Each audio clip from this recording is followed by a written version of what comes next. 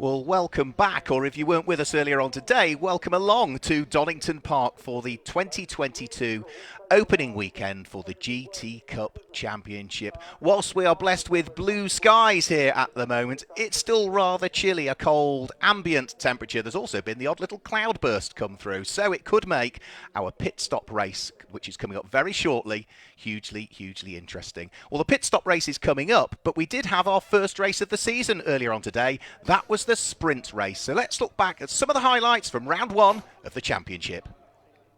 The Nearys, they had problems in qualifying.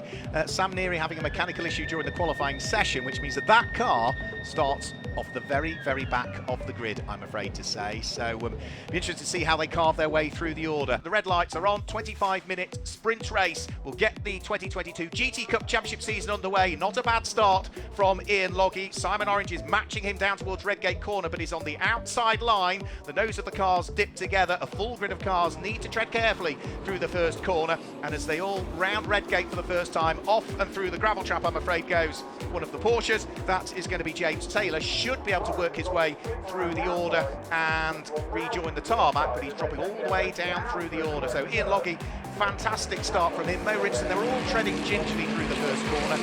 Cold tyres maybe on the Porsche, just catching him out there.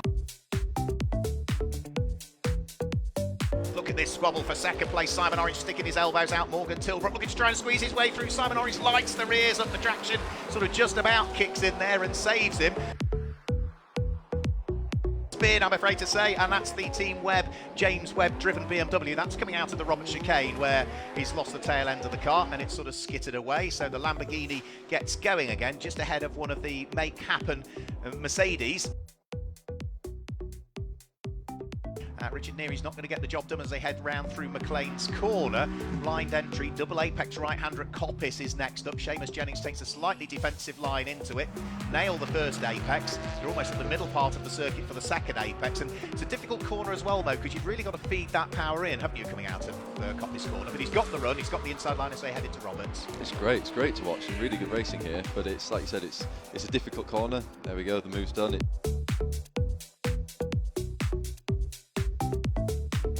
Simon Orange is showing the nose. He's trying to carve his way up the inside. There's a little bit of contact between the two of them as they brush off each other. Mike Price is not having any of it. Wheel to wheel through the corner. They brushed off each other, but it was lightish and side-to-side contact mode, so they largely got away with that. Now that was, a scary moment there for Alex Stevenson. You were talking about how difficult it is to get the car turned through Coppice. He clearly made a mistake there, and then as he tried to get the car back on track, skittered from one side to the other. That's damage, isn't it? That is absolutely for sure. Oh, it's lost a panel, is it? No, you can see scuff marks down the side, Mo, can't you? Yeah, it looks like it's had a bit of a coming together with another car, but it seems like they're good to go again, which is the main thing. Back on track. So hopefully they can get to the end of the race and potentially if there's a safety car or something. Hopefully there's not, but if there is, then that will maybe bring them back into contention at the back end of the race. It is. And Richard Neary's off. Problems for Richard Neary. Exit of the old hairpin. Maybe pushing a little bit too hard, perhaps, Motor Gate time. We didn't see the beginning of it, but the end of it suggests that was a bit of a moment maybe he had. Not being too distracted by what's going on in the mirrors. Drive your own line, maybe a little bit defensive just to try and break the toe down the straight, but then get to the outside line to take as wide a line into the chicane as you can. Exactly. It's sometimes you set the move up a few corners before you actually do the overtake. It's especially a circuit this short. It's very easy to like we're seeing now, put the other driver on the defensive move and compromise their exit. And if you can get a really good exit, then you've just done the move for yourself much easier than it could have been. He was a little bit sideways coming off Redgate corner there, though, and that has potentially given James Wallace the opportunity to drive around the outside at the first part of the Craner curves, but then he's going to still be on the outside for the second part of the Craner curves. Chris Hart hangs on to it at the wheel of the Mercedes. It looks as though Ian Loggy is going to head on to the top step of the podium. Round one of the 2022 GT Cup Championship season goes the way of the Scotsman. Ian Loggy comes through to claim the win. Morgan Tilbrook not that far behind him in the end, as those two were separated by less than 1 second in the end. The Radical in the background in the hands of Steve Burgess will will finish in third place. He'll win Group GTO at the wheel of that, at his local circuit as well, let's say. And fourth place, good recovery drive, I've got to say. The number 67 car of Simon Orange that had that very Larry moment coming out of the Robert chicane, recovered to finish fourth overall in the race. The light green Mercedes flashes its lights. That's Mike Price, who finished fifth on the road, but I think has been given a time penalty for transgressing the circuit limits a little bit too much. So that should promote Ian Campbell up into fifth position at the wheel of the number 23 car, with Mike Price then finishing in sixth place. Richard Neary and the recovery drive from the back of the grid following problems in qualifying should net seventh. And John Dillon, I think, will finish in eighth place, with Seamus Jennings about to take the checkered flag in ninth. And I think Graham Tilley in the Texserve Mercedes should complete the top 10. Who's going to win Group GTH? They finished their final lap, and he managed to do it, didn't he? Chris Hart at the wheel of that black and yellow Mercedes hangs on to the group, not for the want of trying, though, as far as James Wallace was concerned. Ian, the first race of the GT Cup Championship season, and you claim your first win. Yeah, off to a good start. I really enjoyed the race. It's incredibly busy around this track. When a lap's just over a minute and you've got 40 cars on the track, there's a lot of traffic. I think I was in traffic after like 4 or 5 laps. But yeah, it was a good, solid race. Obviously, we were pole and then got off to a good start. Pulled a gap in the first lap just by leaning on the cold tyres. The McLaren of Morgan Tilbrook kept me honest, kept me looking in the mirrors, etc. But we just obviously had a little bit more pace in the day, so it'll be interesting to see how we go in the next race. You know Morgan well, of course. You two have raced together on many occasions in the past. Yeah, we actually raced in the Golf 12 Hour together, both in a Mercedes. So and also in British GT. In fact, Morgan won the race here, the last race in British GT, at the end of the last season. So yeah, we're happy to race together and also keep it nice and clean. That's the sprint race. Pit stop race to come later on today, and of course you'll be driving solo in that. Yeah, and obviously I get a benefit against the pros in the pit stop. I think it's 15 seconds, something like that. It's going to be very difficult for anyone to overtake round here. If I can do the sort of same lap times, then I think we'll be in good shape. But I'm not pole in the next race, so I've got a little bit of work to do. I'm P2, so I've got Richard Neary on pole, so that's going to be an interesting first 10 minutes, I'm sure. Well done on the win. Thank you very much. Well, Chris Hart, we've just seen the first race of the season. You've won Group GTH, but what a fight you were having. Yeah, I had to work for that, particularly towards the end. We got good corner speed. Obviously, we're a lot heavier than the Porsche, so the Porsche's got great pace up the hill out of the old hairpin. And I think I'm getting challenged by the kids now. I'm getting a bit old, so I had to got me a sweat on that one, did. It got so close towards the end. There was a bit of a sideways moment coming out of Redgate whilst you got a quicker car trying to lap you, and you almost got unpicked. Yeah, it was. To be fair, it was clear. We never had any touch. It was clean racing. It was, forceful enough. But yeah, credit to the. I don't actually know who Jack, but the guy in the Porsche. It was great scrap. Loved it, every minute of it. Make Happen Racing 3 cars this season. Yeah, 2 for the whole season, and the Jeanette from last year making some appearances. Not sure how many yet. But yeah, I mean, the team's done 2 new cars. We've done a bit of testing at the season. The team have done a fantastic job. Presentation, cars are on point. Really, really good. Pleased for everyone. Well done on the winning Group GTH. Cheers, mate. So James, we've just seen you have your first race in the GT Cup Championship. You qualified on pole in Group GTH and were fighting for the lead of the group. Yeah, unfortunately the start just didn't go our way, but I mean that is what it is. Just a bit of kind of touching on the outside of Redgate on the turn 1, which cost us a few positions, but in the end we got 1 back, I think, over the orange McLaren in front of us, and the Mercedes just defended very well. The car just seemed twice as wide and couldn't get past. Really good battles, they down Craner curves, and yeah. What a start to the season for you. 16 years of age, you're doing your GCSEs, straight out of the Fiesta Junior Championship. First race on slick tyres in a GT car? Yeah, first race in a GT car altogether. Had my Spanish speaking exam on Wednesday, so straight to Donington for testing on Thursday, whereas mixed conditions. Didn't get out yesterday because of the noise limit, and this car is twice as loud as the other ones, and so yeah, straight out today in quali and managed to get pole, so very pleased. Car felt amazing as well, so thanks for the Beluga. pole almost the win, but of course we've got a pit stop race later on this afternoon. You try and get the group win in that? Yeah, it's going to be an interesting race, I think, because obviously as I race with Sam, who's a pro sporting, he's got a 10-second time penalty, which may affect us a little bit, but yeah, I'm really looking forward to it, and it'll be a really close battle, I think. It's great to see you in the championship, and very well done so far today. Yeah, thank you very much. So there we go. That was what happened in the first race of the championship season. A long, long way to go, though, because there are 26 races over the course of the 2022 season. I'm delighted to say joining me in commentary again for this one is one of our drivers who raced in the Group GTH for GT4 cars last year, Mo Ritson, who was partnered up with Tom Rawlings in the Paddock Motorsport car. Any news from Paddock Motorsport? You know, they had mixed fortunes in the race earlier on, but on the whole, they must have been really pleased the way things went. I think so, yeah. You know, it's still early days. You know, everyone's still trying to find their feet in the championship. We've, you know, everyone's just working out where they stand in the grid. But no, they had a good start, and I think, you know, the kind of the focus now is really just progressing forwards and unlocking that little bit more of pace in both the drivers and the cars. But it's looking really good for the guys. I think a lot of drivers I've spoken to this weekend are on a similar page to the book to your team, Paddock Motorsport. Is that, you know, let's just get a solid first weekend underway under our belts. Let's just make sure that, you know, if we don't claim wins, that we just bring the car home, score some championship points, and then start to progress and improve and tick a few more boxes as we head to the next championship rounds, which will be at Brands Hatch, supporting the GT World Challenge in a few weekends' time. Exactly. You know, it's all about, you know, setting that kind of, you know, the solid base to build off, and you know, getting some solid points this weekend, and just, you know, nothing's won or lost in this first weekend of the year. You know, it's a long season. There's a lot of rounds and a lot of races, so anything can happen.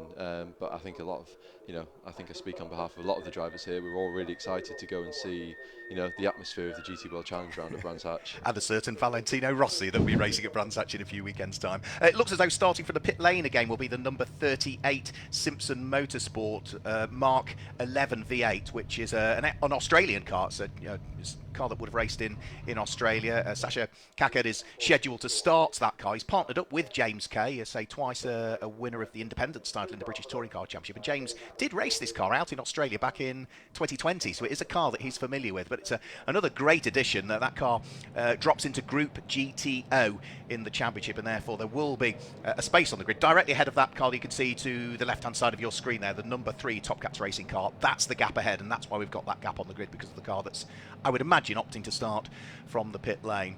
So still cold ambient temperatures out there, still work to be done on this formation lap.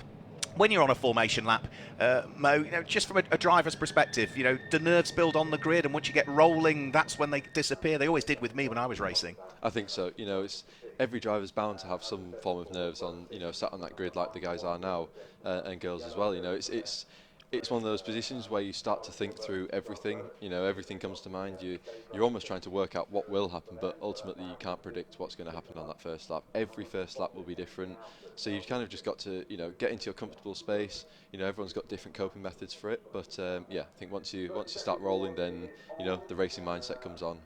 Well, they're about to get rolling any second, because the lights are on the safety car. The BMW is about to guide the field around this formation lap. A very full grid of cars, and we can guide you any second through the way that they will line up. This grid is based on the fastest lap times from the sprint race earlier on, so that's why we see maybe some of the cars, particularly the one that sits on pole position, ABBA Racing. They finished, 7th earlier on, but they set the fastest lap. So let's guide you through the grid then as they head around this final formation lap. On the front row of the grid, it is Richard Neary that will start behind the wheel of the number 8 car, and alongside is Ian Logie, with row 2 of the grid being 66 Morgan Tilbrook, and alongside 67, which will be Simon Orange for part 1 of the race. The third row of the grid sees number 7 Ben Dimmock line up alongside number 11 which is Mike Price, and the next row of the grid, car number 23 Ian Campbell will start alongside 61, which is John Dillon. Remember, the pros cannot start a pit stop race. 33 Seamus Jennings sits alongside number 4 Graham Tilley, and on row number 6 it is 44 John Whitehouse that lines up alongside 28 Paul Bailey. Row 7 of the grid is car number 247, which will be Lucky Kira, and for company he's got car number 13, which is James Webb. And the 8th row of the grid sees the number 9 car in the hands of Warren Gilbert line up alongside the car that will start from the pit lane. Number 38 will not be there, remember, because that will be James Kay starting from the pit lane. Row 9 of the grid, number 10 will be James Taylor, and for company is alongside number 3, which will be Charlotte Birch, making her debut in the championship. And row 10 of the grid, number 6, Alex Stevenson, lines up alongside number 50, we heard from him earlier on, James Wallace. The 11th row of the grid, 51, is going to be Neil McLennan, alongside car number 69, which won its group earlier on in the hands of Chris Hart. And row 12 of the grid is number 17, Patrick Collins, lines up alongside 52, which is Chris Bates. Row 13 of the grid, Fox Motorsport, number 78, Tim Docker, has for company car number 26 from Paddock Motorsport. That will be Tamer Shoham that starts, and alongside is going to be number 96, John Curry, and 77, which will be Mark Hopton. Row 15 of the grid is car number 39, Darren Kell will start, and alongside is another one of the Make Happen Racing cars. It's number 30, which will be Neil Burrows, with row 16 of the grid being on the inside, car number 25, which is going to be Kavi Jandu, and alongside is number 14, which will be started by Phil Carter. The 17th row of the grid for Vector Racing, it's Peter Jackson. Good to see him back in the championship alongside car number 80, which is the American Ron Trenker, who joins the championship this weekend. And on his own, on the final row of the grid, car number 91, David Franklin's. That is unless we see car number 56, which didn't appear in race number 1, the FF Corsa Ferrari, in the hands of Roy Millington. That might have slotted itself onto the tail end of the field. So here we go, first pit stop race of the championship season. We'll tell you how the pit stops work in a few moments, because 50 minutes of racing in this first pit stop race get themselves underway. There's already a little bit of contact further back, as I think John Dillon got into the side of Ian Campbell. The Lamborghini and the McLaren bounced off each other, but out front, Ian Logg is trying to brave it out around the outside of Richard Neary, who is not going to have any of it. The Mercedes get themselves back into 2x2 order, and off and into the gravel has gone Ian Campbell. Now, was that a mistake, or was that, I think, Mo, probably more than anything, as a result of that side-to-side contact with the Lamborghini, possibly? It was hard to see, but it looked very bunched up into that first corner. There's bound to be a little bit of rubbing here and there, so it could have been anything. It seems like there's been a bit more contact there by the looks of things, but hopefully they can keep going. That's one of the Luger Motorsport cars, the number 51 car that's got into the back. That's Neil Lennon that's got into the back of the 69 car of Chris Hart, I'm afraid to say. They'll both get going. A little bit of bodywork flapping, though, at the tail end of that Chris Hart car, and that's causing tyre rub. That is surely going to have to bring that car into the pit lane. So difficult, isn't it? Everybody wants to get a good start. It's a very full grid of cars, and understandably, occasionally, it doesn't quite go to plan for everybody. Exactly. It can't go perfectly every time. It's we had a really clean race this morning, so you can never have a race that's going to be as clean as what we saw this morning. So it's hopefully everyone who was involved in contact there can keep going, or at least come back to the pits and get repaired. But yeah, let's hope it all settles down now and everyone finds their rhythm. Mike Price in the light green Mercedes fighting away with the red and Dayglow TechServe car in the hands of Graham Tilley, and that's a spin, and facing backwards is Charlotte Birch, I'm afraid to say. That's on the exit of the Robert Chicane, where the Top Cats Racing Lamborghini Huracan has rotated through 180 degrees. It's very much in the firing line. It's not in a safe place there. Flames coming out the back is just the unburnt fuel, Mo. As a driver, you want to get that car fired up and round in the right direction immediately, get out of harm's way. Definitely, and that corner is surprisingly blind as you come over the crest. It's quite steep as you're coming out the left-hander there. So it's very easy to come around there, full chat, and a car in that position can be unsighted.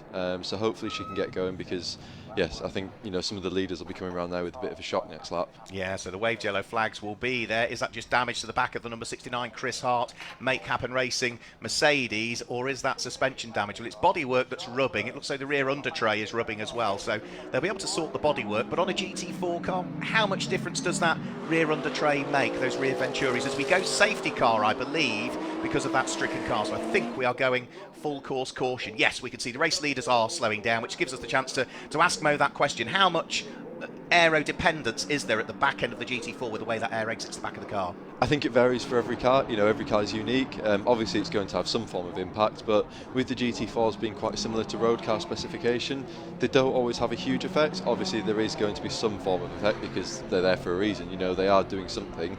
I don't think it would be as significant as it would be in the likes of a GT3. Yeah. But I'm sure that they'll still feel a difference once that goes out there. But it looks like Charlotte Birch is moving now, which is good.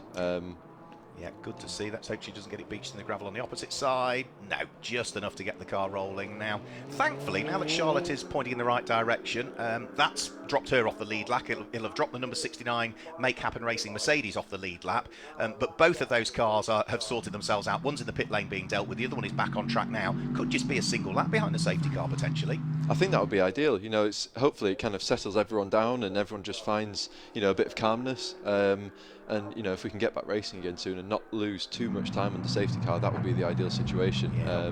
But I think to be honest, this is probably more of a blessing more than anything, just to kind of calm everyone down, just settle everything down really, and then go racing again. Yeah, well, I don't think the safety car picked up the race leader, so only now does the safety car make it out. So it's sort of the safety car for this first lap was Richard Neary. Now we're going to have one lap truly behind the safety car. We can see the damage and to the not so much the wheel rim, it's the sidewall of the tyre where all of the Pirelli livery has been scraped away. The gaffer tape has done the fantastic job that gaffer tape does and has patched up the slightly battered Make Happen Racing Mercedes, so the safety car has now picked up the race leader.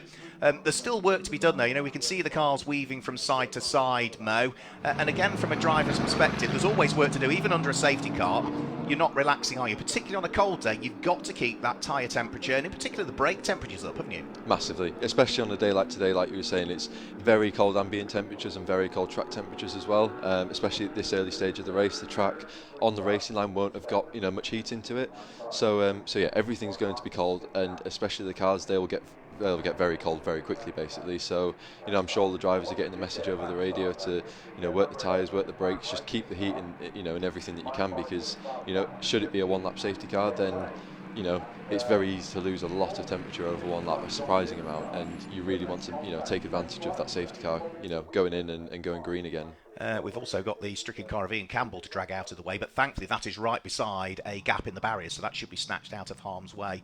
So because you're in a GT4 car, which it's a paddle shift in reality, so you've got accelerator and you'll probably left foot brake if you're one of so inclined to do so. Is that one so that you can be on the accelerator and on the brake at the same time to keep that brake temperature up and let that radiate out, or as a driver do you tend to be either on the throttle or on the brake during this safety car period? During the safety car period, it varies from driver to driver and car to car, because some cars like it more than others. Some cars don't like accelerating and braking at the same time, yeah. Exactly.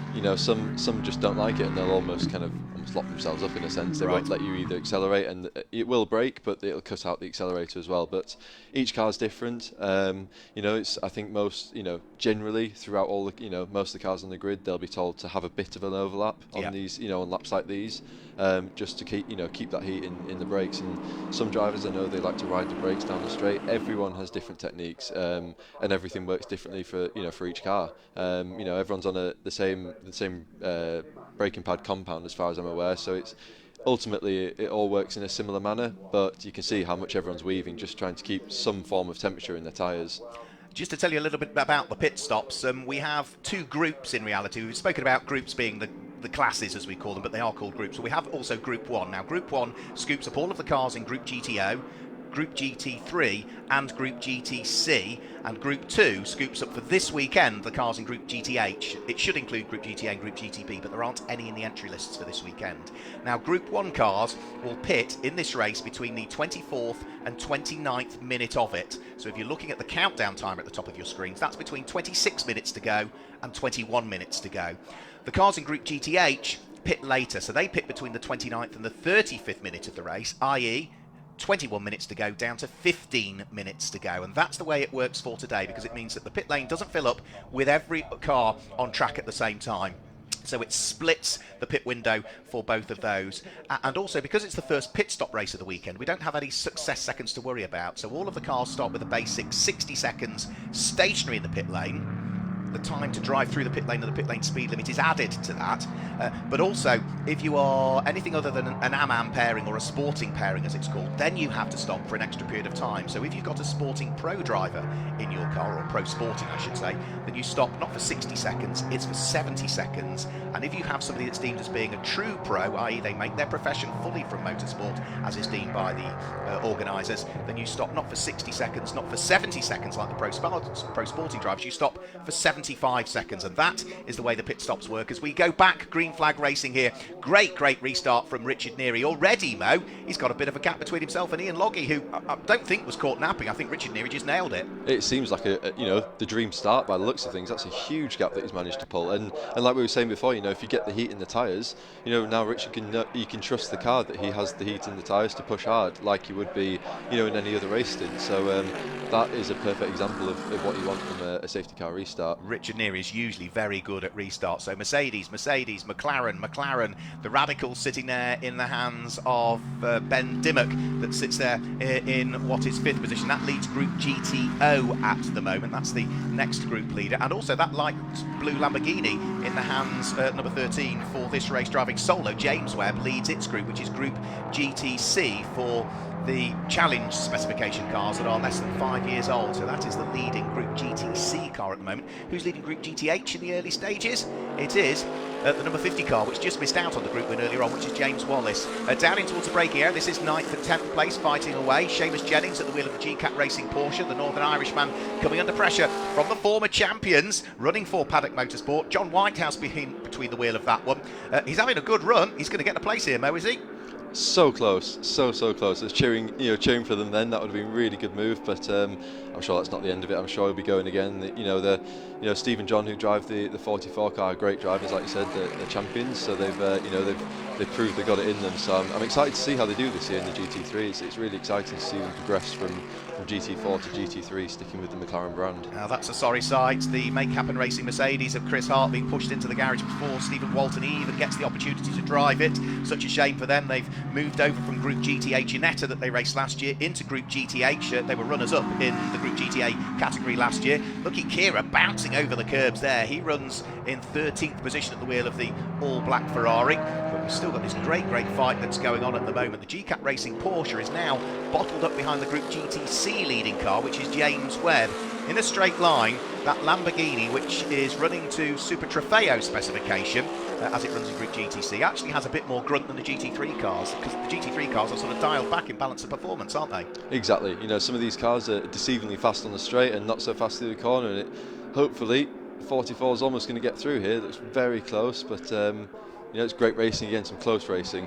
Yeah, John Whitehouse. I would imagine both John Whitehouse and Steve Rushton still adapting, as you alluded to earlier on, with that move from a GT4 McLaren to a GT3 McLaren. Much stronger braking, more power, but also way more aerodynamics in a GT3 car, and it's almost counterintuitive. You have to go even quicker in the GT3 car to get the aero to work, to get the lap times in, and that's counterintuitive to what you want to do as a driver. Exactly. You've got to trust the aero. Exactly. You just got to have so much trust in those cars, because they are, like you said, they're so different to a GT4 car where everything's mechanical grip, really. You do have a rear wing on the GT4s, but ultimately they're there. They do help, but they're not kind of vital as they are in a GT3. So it's a big step to take, for any driver of any caliber. It's not an easy change, but it's good to see that this range of drivers in the GT3 and the GTO category are all having some really good racing together. Yeah, and I suppose for drivers, no disrespect to them, but they're not in the first push of view. They're sort of in their 50s now, aren't they? Early 50s, late 50s, depending on which one the two drivers is behind the wheel. So your ability to adapt, and I know it because I'm heading in that direction age-wise, it takes longer. It takes longer to adapt. But a great race the number 44 car is putting in. It's got John Dillon bottled up behind it. Now, good to see the number 30 Ginetta Make Happen Racing in the hands of Neil Burrows is having a good run here, because that was a car that retired in race number 1, didn't do that many laps. He has got right behind him the Greystone GT Mark Hopton car.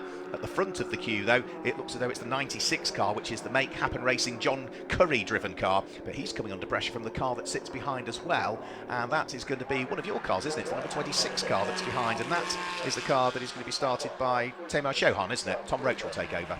Yeah, that's the one. Great move there, as we can see. Running a little bit deep, but I think he's got the move done, which is great racing again. Tamar's done some really good moves today. He's been really good in the car. He's progressed massively, and for his first time racing a GT4, he's taken to it, like a fish in water. So he's doing really well. Yeah, what done, as you said, did a few MX5 races, but not a great deal other than karting prior to that. Oh, John Dillon over the curbs and into the side, I'm afraid, of the number 44 McLaren. That's caused rear suspension damage for the McLaren, and off and into the wall goes John Whitehouse. John Dillon will continue, but surely the damage to the front right corner of that Lamborghini is going to prevent his inclusion in the race. No, we might get a replay of it, but just on initial thoughts, what happened there? It was hard to tell, but it just looked like as John Dillon's exited the corner, these race cars naturally push the cars wide. They naturally push out to the exit of the corner, and it's a very easy thing to do for the car to push wide. But it looked like a little bit of clumsiness there. It's hard to tell from this situation if something could have caused that, but.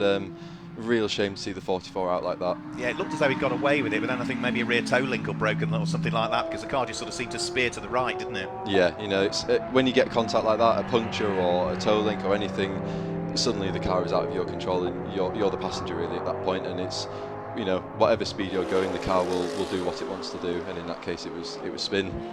So we can see yellow flags on the approach towards the Roberts chicane. You can see the damage to the front right corner of John Dillon's Lamborghini, which is still behind James Webb. It was ahead of it before the incident. It's now behind it. Now, light blue Lamborghini at the front of your shot is the leader of Group GTC.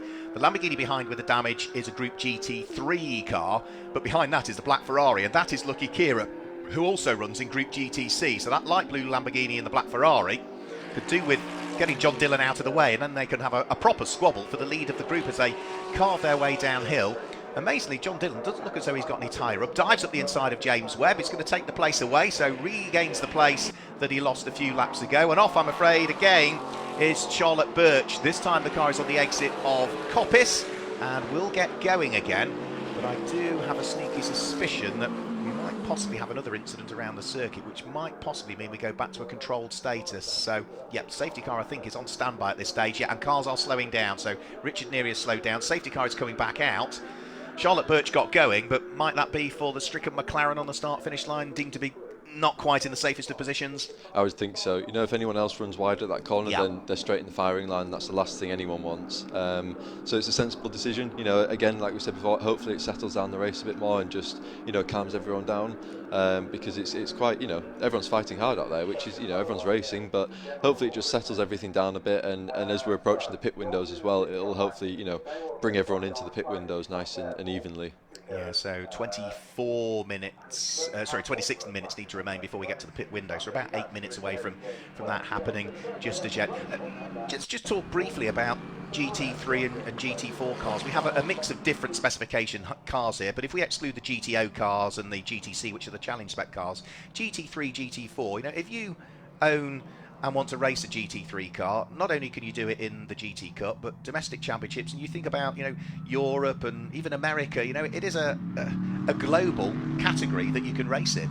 It's amazing. It's been structured so well. The cars you see here now, they could be, flown over to America and they could compete and win in championships over there. Likewise, they could go to anywhere in Asia. That these cars are just, they're a universally appreciated class of car.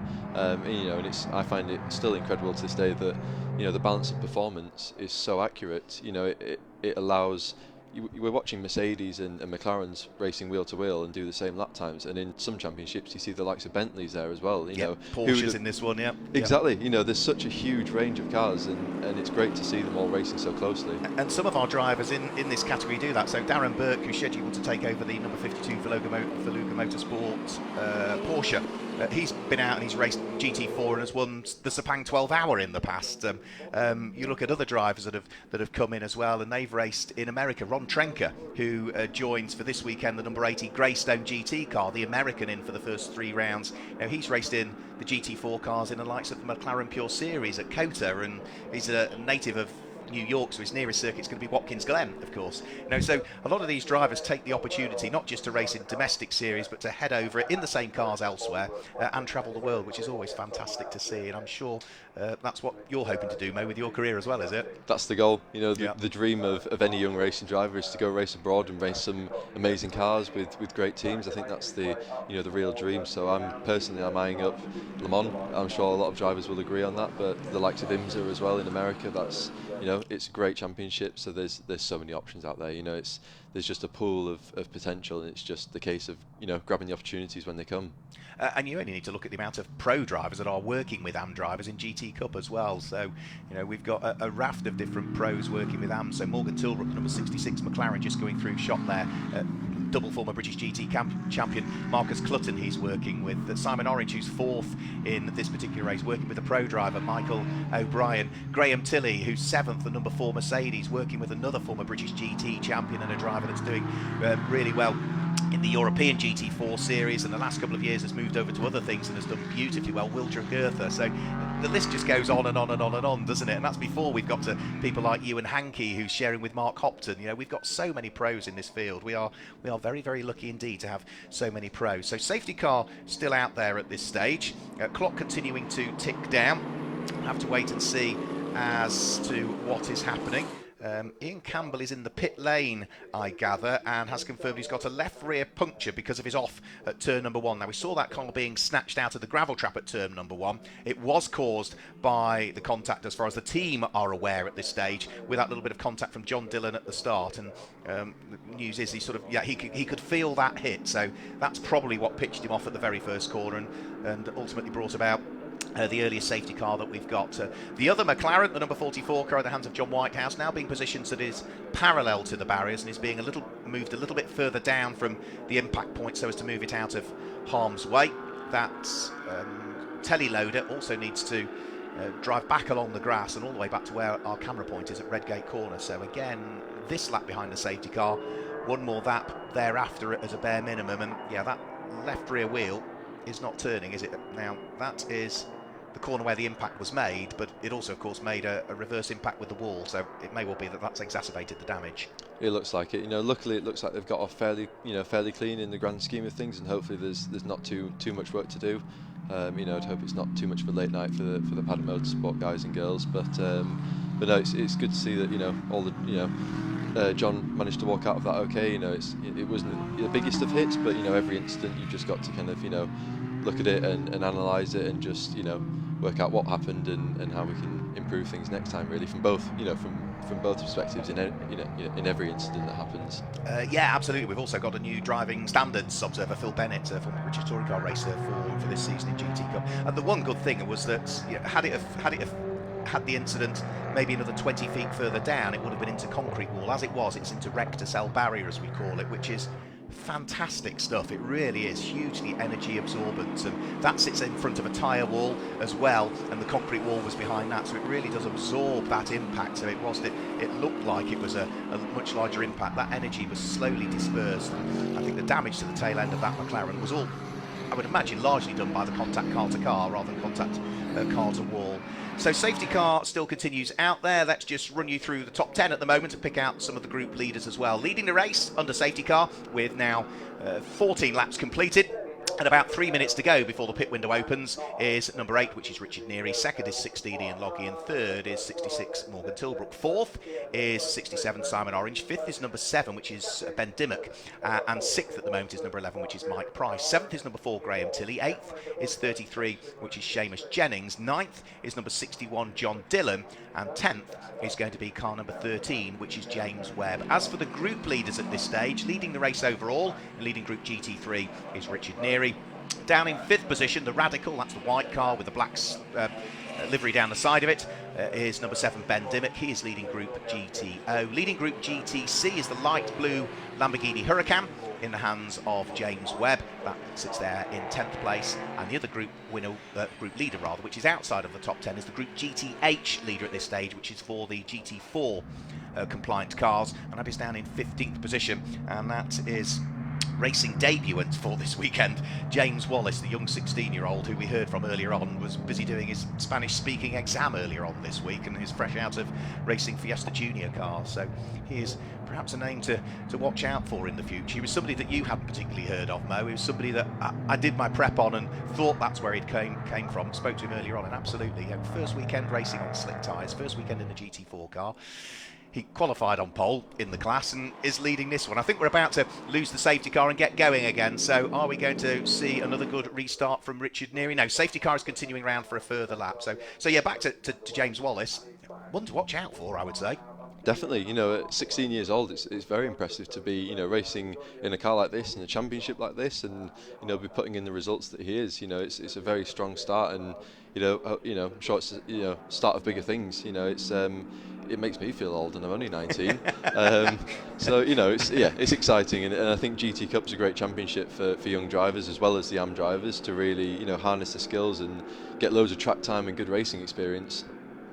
When you look back, you've been car racing for a couple of years now, but when you sort of made that switch from saloon car racing as a junior into GT cars, how important was it for you to listen to what the engineers were saying and the data feedback that you're getting from some of the pros within the team as well? How much did that bring you on? Because of course you're now in that position where you're the pro as such, and you're the tutor of these newer people coming in. It's vital. It was massively vital to me, especially last year we worked with you and Hanky quite a bit, which was hugely positively impactful. It really helped me get my head around the McLaren and work out what it takes to be a professional racing driver. And same with Martin and Kelvin, who run Paddock Motorsport. They come from very well experienced backgrounds, so just surrounding myself with the people I can learn the most from, and that really helped. It's every conversation you have with someone in motorsport is, from my perspective, has been useful towards my career as as both a driver on and off the track.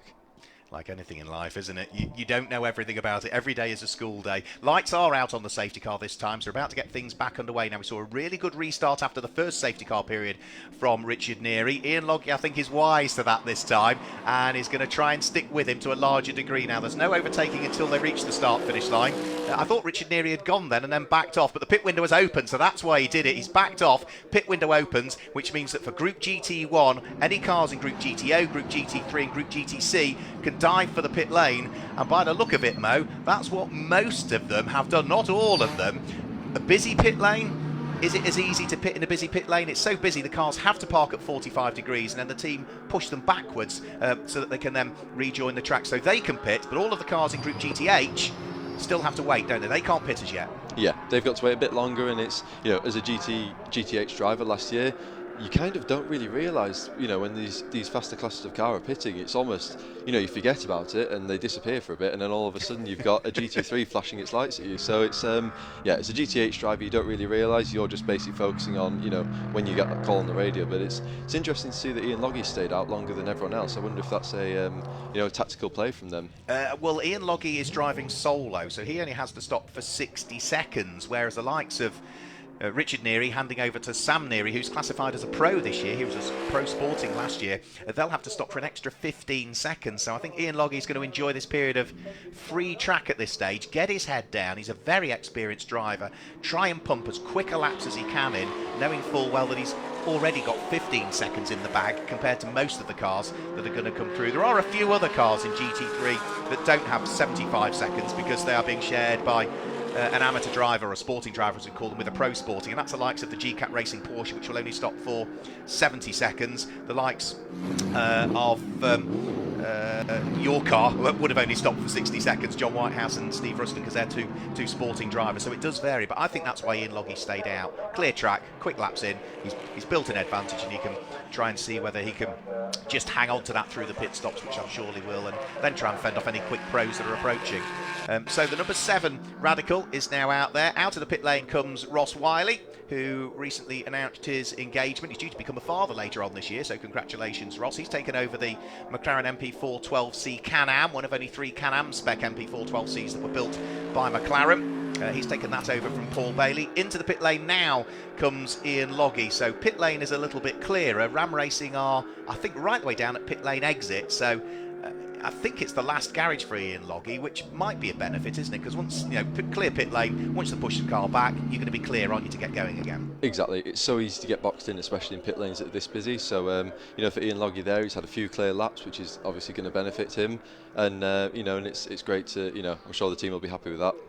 Into the pit lane, I spotted the white Aston Martin there, which is Peter Jackson's Aston Martin from Vector Racing. Now, that is a Group GTH car, and if I've got my maths right, he's about 1 minute and 50 seconds too early in the pit lane if that were a scheduled pit, so I suspect it might be a problem for that car. You were saying, when you're a Group GTH car, you get that period of time where all the other ones have disappeared in, and then all of a sudden they're coming past you flashing their lights. Morgan Tilbrook doing exactly that. Marcus Clutton, who's just taken over that car, doing exactly that. You need to crack on, don't you? You've done your pit stop. you catch up with the Group GTH cars and need to try and fight your way through as quickly as possible to minimise any time lost. Exactly. It's very easy to get caught up behind some GT4 traffic. These pro drivers who are out in the GT3s now, they know this. They know this game. They know how to work through the traffic and use the traffic to their advantage, because it's ultimately for them it's a tool they can use to set up an overtake or gain but both lose track time as well. So it's going to be cool to see these pro drivers going through the traffic now and battling their way through together.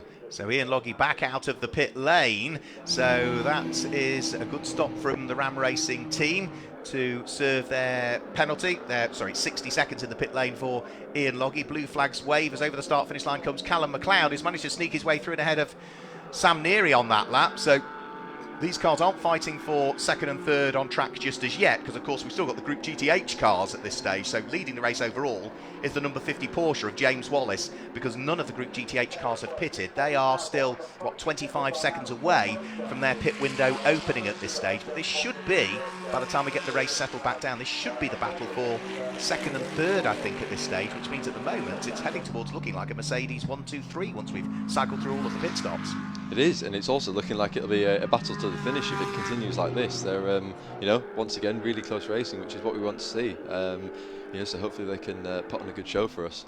We're just having a look. Is it going to be Mercedes 1, 2, 3? No, I think it'll be Ian Loggy from Steve Burgess in the Radical, then Marcus Clutton in the McLaren, and then the two Mercedes. I think that's the way it will flush its way through. Yeah, there is Steve Burgess behind Ian Loggy, so he would be in second position at the wheel of the Group GTO leading Radical. 20 minutes just over of the race to go. The pit window is now open for the Group GTH cars, so they have to come in between 21 minutes remaining to 15 minutes remaining. It's a 6-minute pit window in reality, and again, same applies there, a mixture of either 60 or 70 or 75 seconds depending on whether it's sporting drivers behind the wheel, pro sporting drivers or pro drivers. That dictates as to how long you have to stop, and that is a new introduction to the championship for this year. So what was an empty pit lane, Mo, all fills up again, doesn't it, a few moments later? And it all happens very fast as well, as it looks like the guys have backed up a little bit in pit lane. It's turned into a bit of a traffic jam, so I'm not entirely sure what's going on there, but looks like one of the Paddock Motorsport McLarens has come down pit lane again. So that was Kavi Junda, I think, that missed his pit stall, and you can't reverse in the pit lane. You could see almost the panic that it made a mistake, and then he did the sensible thing there. Kavi, who is for this weekend driving the number 25 car, and is a 26 car, and is having his first ever car race, owns a packaging company, did the sensible thing there, realised the mistake, just drive through the pit lane, do it another lap, but the time's all lost already, isn't it, unfortunately? Yeah, he made the right call there. In a situation like that, it's like you said, you can't reverse in pit lane, and if you do, especially in a race situation, I would hate to think the penalties that would come your way. So it's very good decision there to go around, and hopefully there's not too much time lost from that. But I'm sure Kavi's a very switched on guy, and he's coming on really well this weekend. So it's all part of the process. It is, and it is amazing when you're driving down the pit lane. It's very easy to miss what garage you're in. I know I'm talking from experience here because I've done it myself, park outside the wrong garage and wonder why the team aren't there. Then you realise that you haven't quite parked outside the right garage. So down towards Redgate Corner, doesn't look as though there's any real issue with that damage for John Dillon, is it? Now that's the car that was damaged and is now being handed over to Andrea Amici, factory Lamborghini driver that he's racing with for this weekend. Did I also see slowing out on circuit there the Ginetta G56, which would have James Kellett behind the wheel? I think I did, didn't I? It looked like it. It looked quite low as well, so I don't know whether that's maybe a puncture, or I'm sure we'll see soon, but it didn't look too healthy, did it? Hopefully there's nothing too terminal on that. Well, I say James Kellett, I'm wondering if James has taken over that car or not as yet. Just having a scroll through. Yes, I think James Kellett has taken over that car from Alex Stevenson, so maybe it's just picked up a bit of debris somewhere, or possibly a curb. The Pirelli technicians always have a look at any tyre failure, don't they, and try and understand as to what the failure was. But the battles out on circuit still continue, and has it lost a wheel entirely? It looks, I think it's that rear left there's a problem there. Left rear. Not sure what exactly has gone on. Doesn't look right. No, it's puncture, isn't it? Yeah. There it is. Yeah, it's a puncture on the left rear. So go back to the point. That car will limp its way back, and subject to how much of the tyre is left, the Pirelli mechanics take that off, inspect it, and understand and provide feedback as to what the tyre failure may well be. Exactly. It's just as important as as the knowing the cause of the puncture is just as important as causing the puncture. As we see some very close racing here, which is good. Yeah, because sometimes it's damage as a result of contact or a curb. Other time it may well be something to do with the setup of the car, either too much camber, too much caster, or something that's overwearing the tyre in a certain place. Exactly. You know, it can literally be anything. You know, it could be curb strikes, it could be debris, especially, you know, there's been a fair bit of contact out there here and there. So, you know, it could just be the tiniest bit on the track, you know, a bit of car left on the track to just, you know, slash the tyre, and it could be anything. So, you know, I'm sure they'll work out what it is and, you know, and hopefully, you know, fix the problem. Darren Burke at the wheel of the number 52 Veluga Racing Porsche, threading his way through the traffic with a great move up the inside. Talking about Darren Burke earlier on, driver that won the GT4 category of the Sepang 12 Hours, very successful in historic Formula Ford, so he manages to place the number 52 Porsche through and ahead of the cars that he was doing battle with, also whilst watching his mirrors as Ian Loggy files his way through. Now Ian Loggy is third in the race at the moment because we've still got some cars pitting. This is Tim Docker, former Volkswagen Cup racer. We've seen him briefly in TCR UK, and problems for the number 9 Top Cats Racing Lamborghini. That should be Jensen Lund behind the wheel, and that is the car that finished runner-up in the championship last year, won the Group GTC title but missed out on the overall title, and that looks as though it's a problem, doesn't it, for that car? Such a shame. Yeah, it was going very slow through the last corner, so it still managed to keep going though. It looked like it still had power to it, so yeah, I don't know what that could be. It didn't look like there was anything up with the tyres either, so yeah, it looks like they're putting it back in the garage, but we'll see soon what's going on with it. Yeah, of course, all of these cars have pit-to-car radio, so there is Warren Gilbert wandering out to chat to the mechanics to try and find out what's happened. So no doubt gentlemen would have communicated what the car was doing. The mechanics might not know the exact specific fault when it's arrived, but the details of exactly what the car was up to would have been relayed before the car even arrived in the pit lane. So the battle between the two Mercedes still going on. Callum McLeod having got past Sam Neary a few laps ago, but the number 11 Mercedes isn't really pulling away that much in the hands of the hugely experienced Callum McLeod, who we've seen racing in things like the European Formula 3. He was champion in that back, the best part of 13 years ago now, 2009. He was a champion of Formula Ford Great Britain as well. He was a former Super 1 karting champion. The light green Mercedes really going well in his hands at this stage. And with most of the GTH cars now having pitted, because their pit window closes any second now, we're back to normal service being resumed. So number 16, Ian Loggy, leads the way at this stage from the number 66 car of Marcus Clutton, whilst further down through the order, Michael Broadhurst here at the wheel of number 14 McLaren, fighting away with his teammate Ewan Hankey, who's got the inside line. Factory driver Ewan Hankey through, gains the place, and is he going to be able to hang on to it on the exit? Yes, he does. So Ewan Hankey goes through and ahead of Michael Broadhurst, but for Ewan Hankey, he's done so many miles at the wheel of these McLarens. He is a McLaren development driver and has probably done more miles in these cars than anybody, I would have thought. He knows those things inside out. You know, working with him a bit last year, it was great to hear the insight that he has to that car. You know, he's worked with those guys at McLaren and with those cars for so long, and it's you know, it takes a lot of effort and a lot of hard work to understand the car so well. So it's and for me, it's quite cool to see him race, because you know, since I worked with him, you know, I didn't really get to see him race much in the GT4. So it's really cool to see, you know, see the guy driving who taught me how to race these cars in the first place, basically.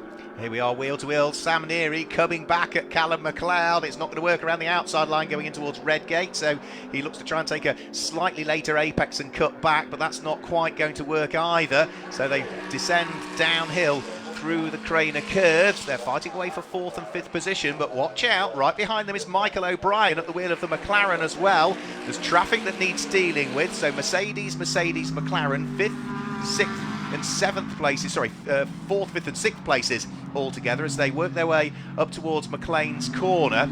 These three aren't that far behind either the 3rd place car, which is in the hands of Steve Burgess, the Radical. So thought 3rd, 4th, 5th, 6th pretty much on the same piece of tarmac, but the Radical, remember, runs in Group GTO. The cars that are closing in on him all run in Group GT3. And for Group GTH after the pit stops, let's just pick up on what's happening there.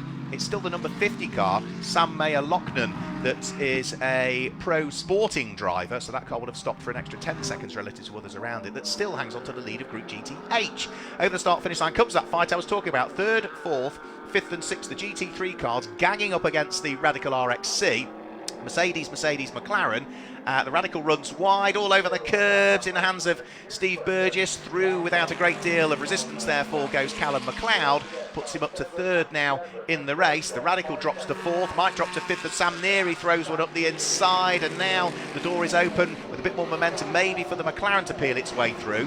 doesn't matter for the Radical if it loses these places. Doesn't affect the amount of points that it will score in this race because it still leads Group GTO. Yeah, you know, it's almost getting involved with the GT3 fight here, so it's interesting to see. You see, it's kind of spread out that GT3 battle now, so I'm sure they'll be back together in no time. But it's another interesting dynamic of GT racing and endurance racing. You've got these different classes, and each car has its own strength and weakness. And in this case, we can see the mix between the two classes are almost clashing together on circuit, not literally, but it's interesting to see the difference between the cars.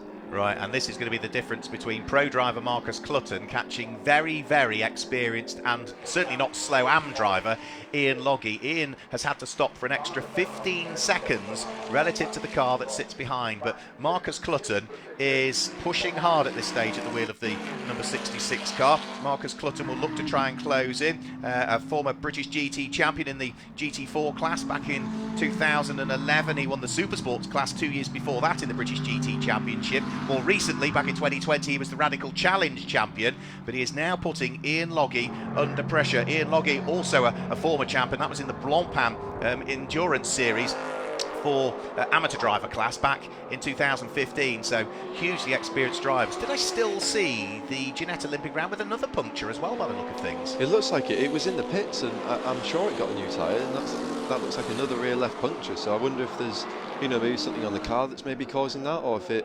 it could just be pot luck that's it's been 2 punctures on the same corner of the car. So again, hopefully they can get back into the pits and get that tyre changed and get back running again, because it's a situation that no driver ever wants to have 2 punctures, especially on the same corner of the car. Oh, hugely unfortunate. Yeah, makes you wonder if there's something that's just catching that tyre, either a bit of body rub or something underneath. Now Ian Loggy looked to be a bit too hot there going in towards the old hairpin. You can see the car sliding around on the very edge of adhesion, so he's certainly working those Pirelli tyres very, very hard, and he needs to, because he's got Morgan Tilbrook right up his tailpipes as they head round through McLean's corner. A little speck of dust raising in the air there as Morgan Tilbrook beautifully grabbed the apex and nailed the curb. Maybe a bit too much there with the dust on the inside of it.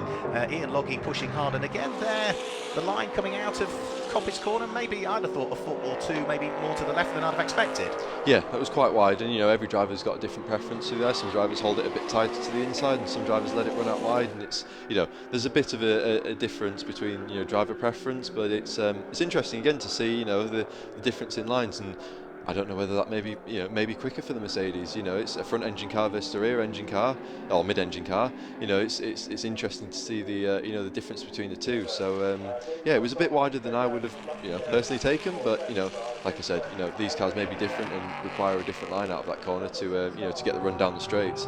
Traffic though just up the road for Ian Loggy, didn't want to try and feed his way through. The other battles continuing out on circuit again, as we've got GTH cars getting caught by Group GTO cars. You can see the lights on the McLaren MP412C as he tries to carve his way past the number 39 car, the Track Focus car, which will be in the hands of James Kell. He picks off what will be Greg Evans at the wheel of the Make Happen number 30 Ginetta, and Ian Loggy's run out of room as they head up towards Coppice corner. He's trying to get up the inside of Lucky Kira, put a lap on him, and off has gone Ian Loggy. He scrambles and rally crosses his way back onto the tarmac, but he's lost the lead of the race to Marcus Clutton. And that was just a small mistake there. You're trying to guess what the traffic ahead is doing, and now Ian Loggy's got dusty tyres. Through goes Sam Neary, through goes Michael O'Brien, who barges him out of the way a little bit on the apex of the corner. From first to fourth for Loggy.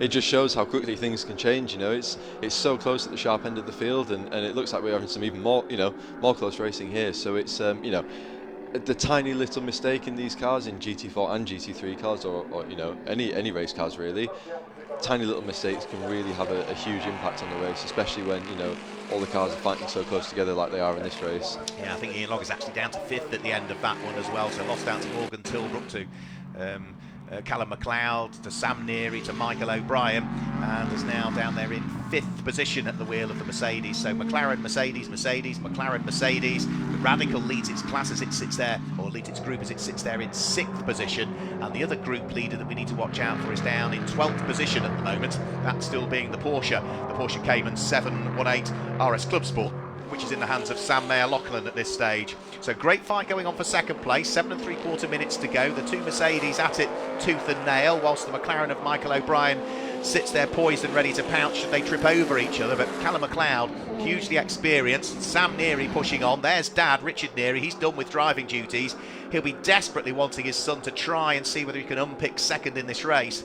The difficulty for Sam, though, is if he attacks and it doesn't work, he's then having to defend immediately, and he can't afford to leave the door open, otherwise the number 67 McLaren of Michael O'Brien will be through. Yeah, it's a really sticky situation to be in here, because you want to push hard and you want to make moves, but like you said, you've got to bear in mind that there is a car there right on his tail, and if it's a move that doesn't necessarily come off and you lose time, then you're coming straight into the clutches of the car behind. So it's a bit of a situation which not every driver would want to be in, but I think it looks like Sam's got the confidence and the pace to push for an overtake like he is now, and I think it's just a case of time when he goes for that move. So it'd be interesting to see how he sets it up, and whether like we're seeing here, the closing up on traffic, whether that'll have an impact. There's more traffic just up the road as well, that being the black Ferrari of Lucky Kira, who's threading his way through past the car that started from the pit lane, the Simpson Motorsport Sasha Kaked driven car. They safely negotiate some of the traffic, but there's more just up the road that they're going to have to deal with, and that's going to be the case for the next 6.5 minutes really. Are they going to get past Lucky Kira's Group GTC Ferrari? Yes, they do. The Mach 1 of Sasha Kaked has a spin heading out of the Robert chicane. That should hopefully get pointing in the right direction and continue. But Sam Neary looks to be the quicker of the two at the moment, but he just can't find the gap, can he? And Callum MacLeod, being a pro, is unlikely to make a mistake. Yeah, it's two very experienced drivers battling here. It's going to be a good quality of battle. So they're both clearly pushing hard, and I think it'd be interesting to see if Sam does get through, whether he can hold that gap to Callum behind, and whether if Michael will come through as well, and take advantage of the situation. But the gap's opened up a little bit now, but I'm sure it'll be closed up again in no time. We know GT3 cars are pretty aero dependent. When you're that close as Sam Neary has been to the coattails of Callum MacLeod, how much does that affect your car, the lack of air flowing over it, and therefore how much does it overwork the tyres? I think in GT3 it's probably more significant than I've experienced in GT4. If you're right up behind another car in GT4, then yes, it does have an impact, and you will feel the effects. But I think with the GT3s especially, like you were saying before, they're very aero-based cars. They rely a lot on the aerodynamics that are going through them, and especially like here at Donington Park, where there's a lot of high-speed corners. I'm sure it'll have a big impact. So it's good to see that Sam's able to follow that closely behind, especially in a GT3 car where you'd think it would slow him down if anything. And also, when you're that close to somebody, it affects your visibility. You can't see the apexes, you can't see the braking points. It's hugely difficult. Yeah, exactly. Exactly that. You're almost predicting when they're going to brake, because ultimately, 50 metres apart on the track from each other at 100 miles an hour, or sorry, 2/10 apart from each other on the track at 100 miles an hour is very different when you're going into a corner. And those, again, like we mentioned earlier on today, the closing speeds, they can catch some drivers out. I think Darren Burke almost had the overlap there on Jordan Albert, but then realised there were yellow flags and therefore couldn't commit to the overtake. So did the right thing there, almost parked the car, didn't he, heading round through the Roberts chicane to prevent any overtake on the yellow. So good driving there to realise what was going on.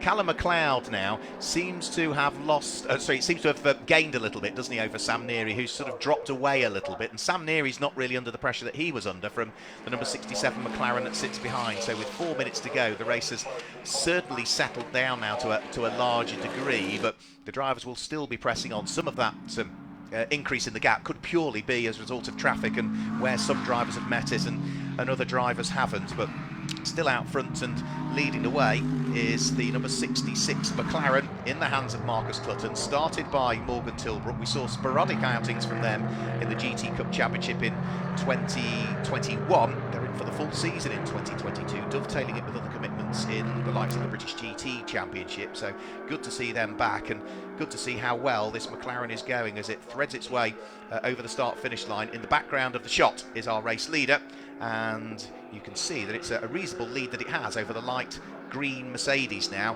which is under pressure again from Sam Neary. It was to do with the traffic, because as soon as they've had a bit of clear traffic, Sam Neary is right back on the coattails of the number 11 Mercedes. Yeah, it's amazing how quickly that gap's closed up again, and like you're saying, Mike O'Brien's back on them as well, so it's really closing up. There's the Lamborghini's going quite slow there, so again it's at this point in the race when attrition comes into it, and these some of the cars are feeling the bruising from this long of a hard race. It's you know, and the traffic as well. You know, everyone's accumulating with a lot of these pro drivers. A lot of the, you know, the cars are accumulating together on the track together, and you know, really making it hard. You know, not intentionally, but making it hard for the GT3s to get through. I think the reason that we saw that Lamborghini going slow is there's still championship points up for grabs. You know, if the car is capable of running to a reasonable pace that's not dangerous, and you know you're not going to cause any more damage to the car, get out there, get it round the track still, and you might scoop up 1 or 2 championship points. It only takes 1 extra point than anybody else to win a championship, so why not, if the car is not too slow as to be a danger? Over the start finish line, 2 minutes to go. Penultimate lap is what we see Marcus Clutton head his way onto, so round through the right-hander. Ian Loggy at the wheel of number 16 Merck, still at the head of a big queue of cars as well. He's just working his way past a raft of Group GTH traffic at this stage. Number 39 Mercedes in the hands of James Kell, under enormous pressure by the car of John Lancaster that sits directly behind, whilst they're also being lapped by the likes of the Radical, which almost had its nose chopped off there. Steve Burgess Ben Dimmock Radical sitting there in, well, it was 7th position over the start finish line, so it must have got through in ahead of Will Tregurtha's Mercedes, because the Merc is now behind it. That's not the way they were as they crossed the start finish line last time through. Yeah, and I think again that maybe plays into the traffic, you know, playing a role. It's you know, it's so easy to lose a position like it is to gain a position. So yeah, like I was saying, at this point in the race, from what we can see on, you know, from the cameras around the track, it's very busy out there. You know, the GT3s are having to thread through, and the GT4s are constantly on the mirrors, just making sure that, you know, every time they're turning in, there's not a very fast, loud GT3 there on the inside. They're doing a really good job again. Will's not in for the full season because of his other racing commitments. Senan Fielding will be sharing the car again with Graham Tilley at various points in the season. But Will, a former British GT champion, he was runner-up in the DTM Trophy last year as well, and finished 3rd in the GT3 category in the GT Cup when he was partnered up with Graham Tilley over the course of the season. So that's the red and Dayglow Mercedes at the front of the shot. Look at the squabble that's going on for Group GTH at this stage. Now that's the car number 51, which is going to be Cameron Fenton, who drives the number 51 car. He's in 18th position.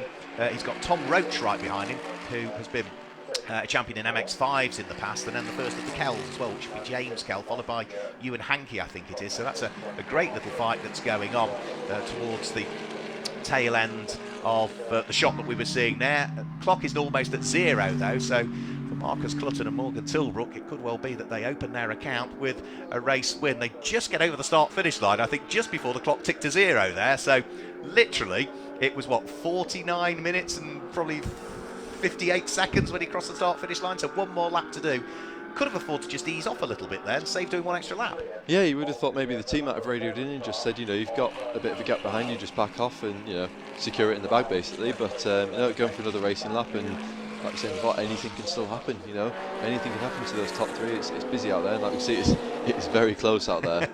It's very close out there. The Paddock Motorsport car of Tom Roach trying to attack the number 39 Mercedes of James Kell, trying to get round the outside of both of them. I think is John Lancaster, and Ewan Hankey's in the mix as well. Great fight that we've got going on there. Tom Roach is going to come out just in front, I think. So this is something like 19th, 20th, 21st and 22nd in the race, something like that, as for the final time up towards the braking area for the Robert Chicane comes the Enduro Motorsport McLaren of Morgan Tilbrook, who started the race, and Marcus Clutton, who's second. Tom Roach still under pressure with this other cars fighting behind him, but over the start finish line to claim the win in round 2 of the GT Cup Championship for 2022 comes Enduro Motorsport's pairing of Morgan Tilbrook, who started the race, Marcus Clutton in second place. Second will be Simon Orange and Michael O'Brien at the wheel of the Orange Racing with JMH, powered by JMH McLaren. Third will be Mike Price and Callum McLeod's Mercedes, albeit I think there's time penalties being distributed for some cars for going beyond the circuit limits, largely because they were pushing each other so hard. But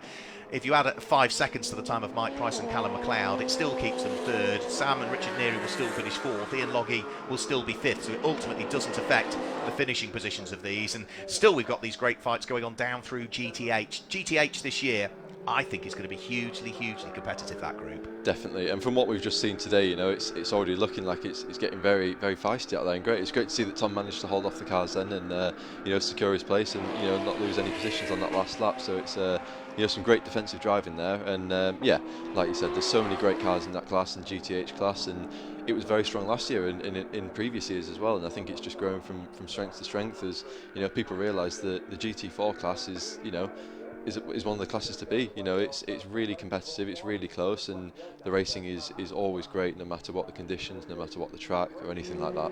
Was it 18 cars, I think, in the group were entered this weekend? So 18 GT4 specification cars. So in the background of the shot there is Morgan Tilbrook and Marcus Clutton's car. Marcus bringing it towards the checkered flag. They get their account opened in the first pit stop race of the weekend. But remember, this is just the first pit stop race. When it comes to tomorrow's pit stop race, we need to consider success seconds as they are, which means that that car there will stop in the pit lane for an extra 20 seconds as tomorrow compared to today as a result of its win. If you finish second in your group, it's an extra 15 seconds tomorrow.